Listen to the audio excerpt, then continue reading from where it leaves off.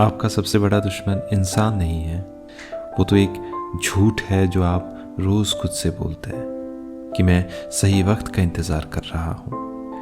Monday से शुरू करेंगे, अगले महीने से शुरू करेंगे, या जब थोड़ा पैसा बन जाएगा तब से शुरू करेंगे।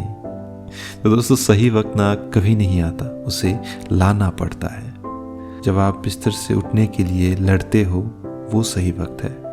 जब आप बिना मन के भी काम पर बैठते हो वो सही वक्त है। जब आपके पास रिसोर्सेस कम है पर जुनून ज़्यादा, वो सही वक्त है।